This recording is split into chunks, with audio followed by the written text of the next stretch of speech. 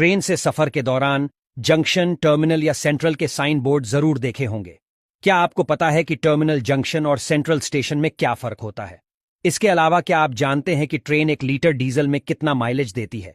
चलिए जानते हैं इन सभी सवालों के जवाब।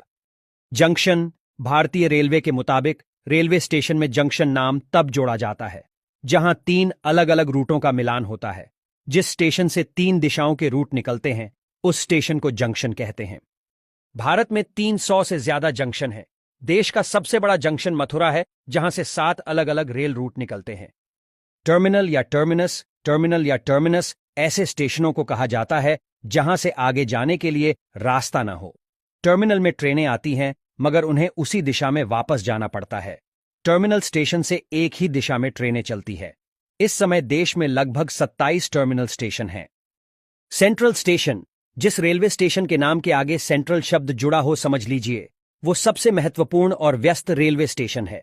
जानकारी के मुताबिक भारत में 5 रेलवे स्टेशनों को सेंट्रल का दर्जा दिया गया है।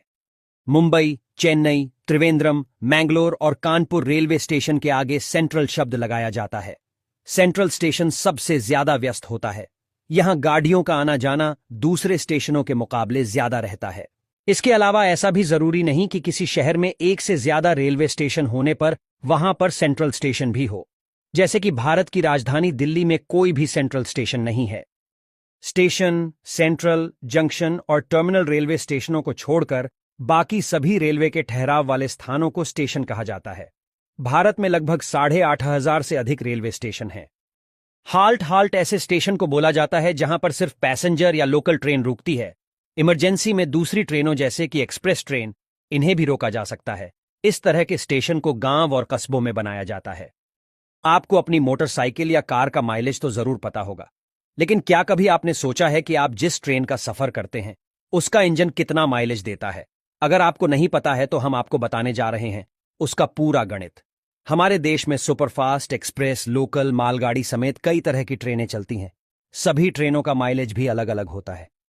12 डिब्बों की पैसेंजर ट्रेन को खींचने वाला डीजल इंजन 1 किलोमीटर दूरी 6 लीटर डीजल में तय करता है। इस हिसाब से ट्रेन 1 लीटर में 167 मीटर ही चल पाती है। वही डीजल इंजन जब 12 डिब्बों वाली एक्सप्रेस ट्रेन को लेकर चलता है तो 4.5 लीटर में 1 किलोमीटर का सफर तय करता है। रेलवे के आंकड़ों के मुताबिक एक पैसेंजर ट्रेन सबसे ज्यादा डीजल की खपत करती है, क्योंकि वो अधिकतर स्टेशनों में रुकती है। बार बार ब्रेक लगाने की वजह से डीजल की खपत ज्यादा होती है।